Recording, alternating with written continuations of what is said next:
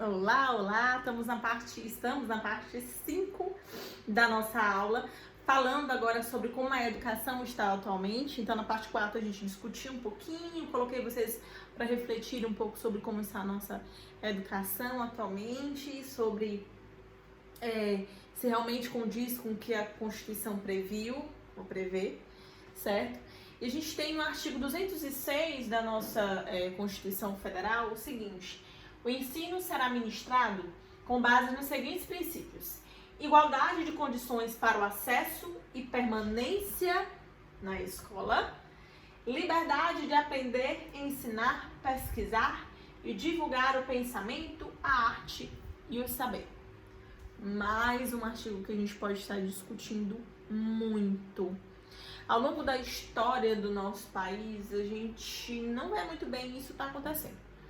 Na nossa Constituição de 1988, que nos traz esses artigos, mas a gente vê desde então que a gente não tem aí uma igualdade de condições para o acesso e permanência na escola para todo mundo. Primeiro, a gente tem uma diferença muito grande na maioria das escolas públicas para particulares acerca do ensino que é dado, né? E dentro das próprias escolas públicas há essa diferença, a depender do estado, a depender do município, a depender, enfim, da localidade, né? E a permanência na escola muitas vezes se torna muito difícil, né? Porque é muito mais fácil,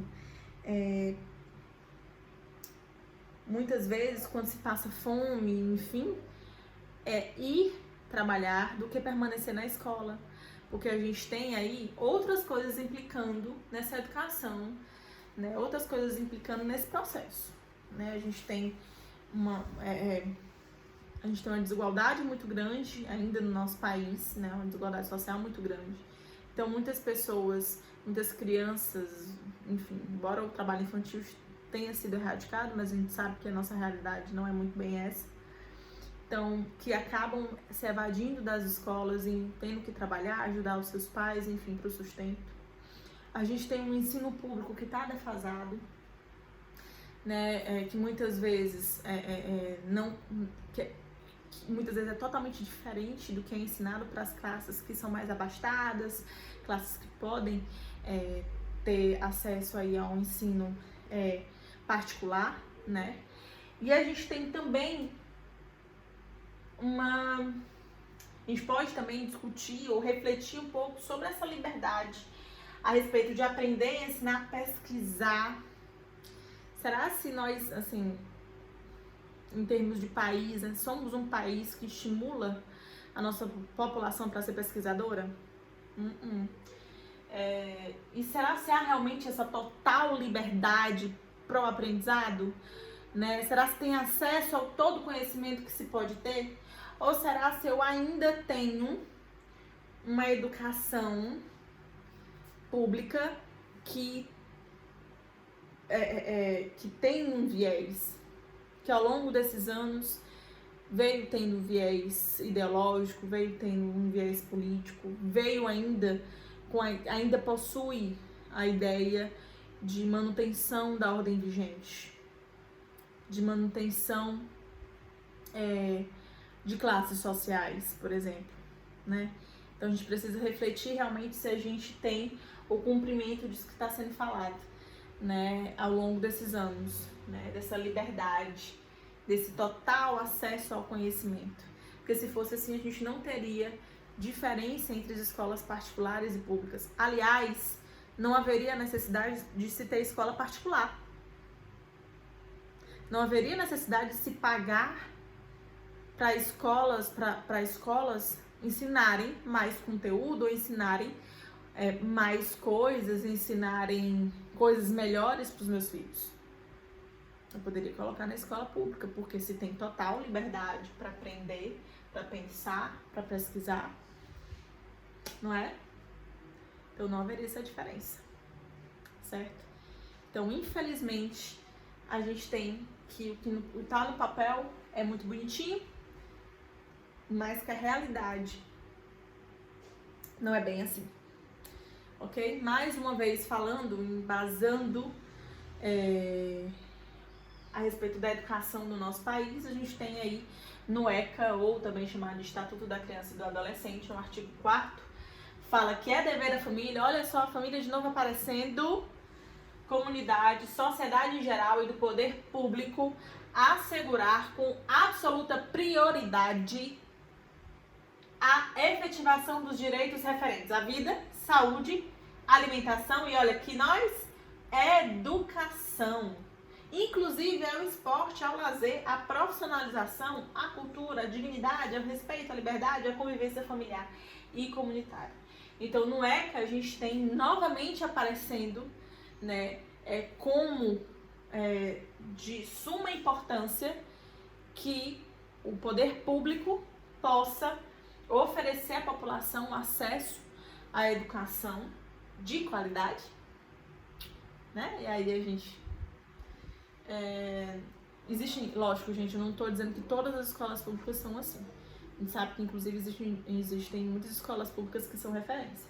Mas a gente sabe que infelizmente não é uma realidade total, como deveria ser. E novamente a gente tem aí o aparecimento da família como sendo um dos personagens importantíssimos nessa história, certo? Então a família precisa oferecer a educação. Não é só a escola que é responsável pela educação do seu filho, da sua filha, né? A família tem papel fundamental, certo? Então, lembram que eu falei para vocês que isso em sala de aula ainda, que é preciso haver uma parceria entre família e escola, porque senão não funciona. Por quê? Porque a educação é um dever da família e da escola, certo? Então, principalmente tendo a ideia de que os pais são os primeiros modelos, ou os cuidadores são os primeiros modelos dos seus filhos, né? Como diz lá Bandura, enfim, diversos outros teóricos, a gente entende que a família começa esse processo de educação e quando a criança adentra na escola, esse processo de educação continua, mas a família não sai desse papel. A família continua caminhando junto com a escola para educar a criança, certo? Então ela nunca vai deixar de ter esse papel, né? E a escola vai caminhando junto para educar, para falar sobre valores, princípios e não somente a parte acadêmica também não. Como vocês viram aí, a gente tem na nossa Constituição que é importante, é fundamental se oferecer um ensino que prioriza o desenvolvimento integral do indivíduo. Então, se é integral, meu amor, não é só falando da parte acadêmica, não. É de todos os aspectos que envolvem o indivíduo. E é daí, por exemplo, onde a gente tem a noção de aprendizagem. Será se a pessoa ou aqueles alunos daquela determinada sala aprendem da mesma maneira e a gente pode perfeitamente excluir outros fatores que podem estar afetando na aprendizagem, como o fator emocional, por exemplo? A gente consegue recortar o indivíduo em partes e dizer, não, aqui na escola ele vai aprender só a parte acadêmica e o aprendizado dele vai ser assim. Parte emocional, psicológica, não tem nada a ver com isso. Não dá para recortar. A ideia é de um homem como um todo, de um desenvolvimento integral. Então, se eu tenho alguém ou uma instituição que tem a ideia de pegar esse indivíduo e separar ele em só uma parte, e aqui eu vou ensinar só essa parte, eu vou lidar só com essa parte e vou ignorar as outras, eu não estou fazendo isso que a Constituição prevê. E eu não estou colaborando numa educação integral, né? Não estou colaborando para o desenvolvimento integral desse indivíduo, se eu tenho esse tipo de pensamento. Ou se eu preparo, por exemplo, o indivíduo somente para o vestibular. Então eu posso ter um aluno que está extremamente preparado para o vestibular, que aprendeu todo o conteúdo, que é extremamente aplicado, mas que não conseguiu passar naquele vestibular. Por que será? se foi tudo ensinado, se ele sabia de tudo, por que será? Que outras variáveis estão aí, hein? Ou se eu tenho uma pessoa que, inclusive, muito bem preparada, enfim, que passou no vestibular, mas que não sabe lidar, por exemplo, com problemas do dia a dia, que tem sérios problemas emocionais, que tem sérios problemas de relacionamento ou problemas, né, relacionados à questão emocional em si, certo? Por quê? Porque não foi educado para isso, não foi educado para lidar com demandas problemáticas, não foi educado para lidar com demandas que precisassem solucionar problemas da vida, né? Então a gente precisa ficar muito ligados nisso e refletir muito sobre isso, porque o que nós vemos são pessoas que estão sendo formadas muitas vezes, e vejam novamente, eu não estou dizendo que é 100%, mas muitas vezes estão sendo formadas para estarem qualificadas para o mercado de trabalho em termos acadêmico, mas em termos de comportamento não estão preparadas. Não estão preparadas para lidar com frustração, muitas vezes não estão preparadas para lidar com problemas do dia a dia, muitas vezes, ou com problemas da vida adulta, né? Então isso é muito complicado. E a gente precisa pensar e refletir acerca disso enquanto psicólogos que estamos estudando a educação, porque isso é muito sério, certo?